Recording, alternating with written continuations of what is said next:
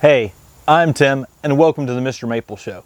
On the MrMaple Show, we cover a lot of amazing plant material, especially on Japanese maples.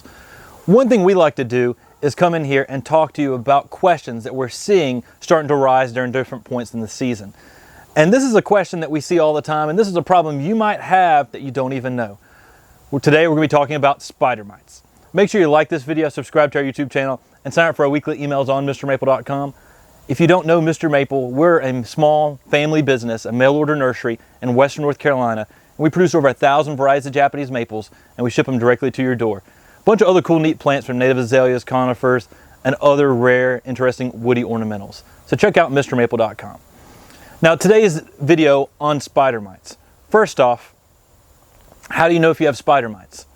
Well, if you're starting to see a lot of webbing around your Japanese maple leaves or on your branches, there's a good likelihood that webbing isn't just from a garden spider, that it's from spider mites. Now, spider mites, what they do is they find new young plants that are just trying to get established. And basically they're releasing a hormone that's saying, hey, I'm slightly stressed. That's completely normal in plants when you're planting them.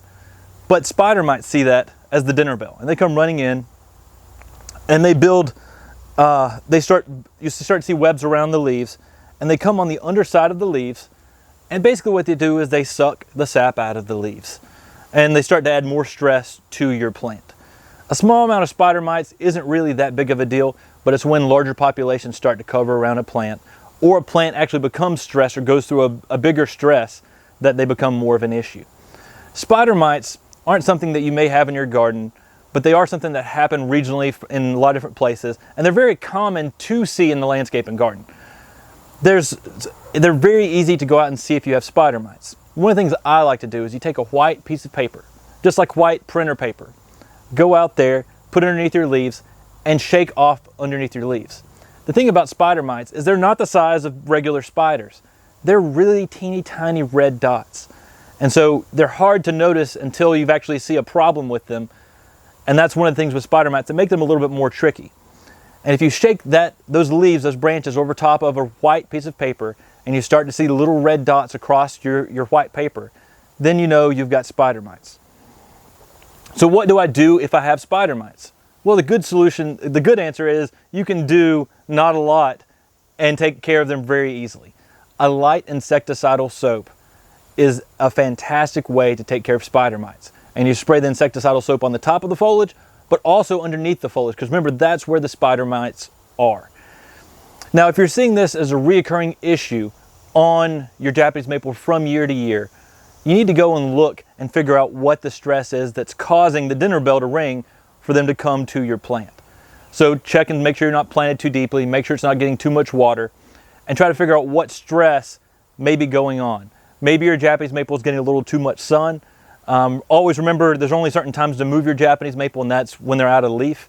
But Japanese maples and spider mites isn't a huge deal, but when you see it, it's often good to take care of it. And it's always good to go out there, shake your leaf off, and see if you have the spider mites before you treat.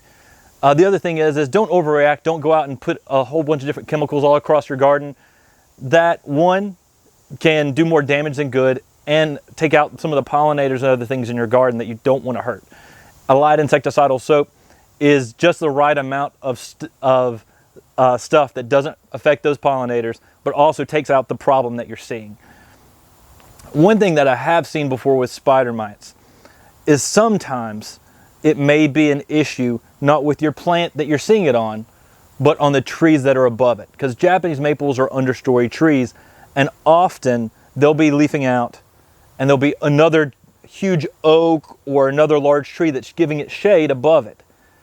I have seen where spider mites are a big issue in the canopy in the tree above, and then your issue that you're seeing is that there's always spider mites on your plant below, because naturally they're just falling down and there's a great environment for them there. And if you have a much bigger issue on the trees above, it may be something that you have to call a professional in to come take care of the spider mites on that larger tree, so that you don't have the issues on your Japanese maples down below. So I hope this video has really helped you understand a little bit about what spider mites are. Those little red dots, that webbing that you're seeing across your Japanese maple, very easily could be spider mites. They don't cause a whole lot of damage as individuals, but once a population comes in, they need to be treated. And you need to check out what's causing that dinner bell to ring.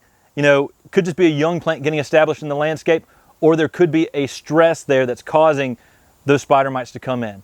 And if you have it happening continually, check and see what the environment is, what may be causing it. I hope this video has really helped you understand what to do about spider mites, what they are, and what kind of damage they can cause out in the garden and landscape. Make sure to like this video, subscribe to our YouTube channel, and sign up for our weekly emails on MrMaple.com. We had at least 10 new cool trees every Tuesday at 10 a.m. Take care, God bless, and have a great day.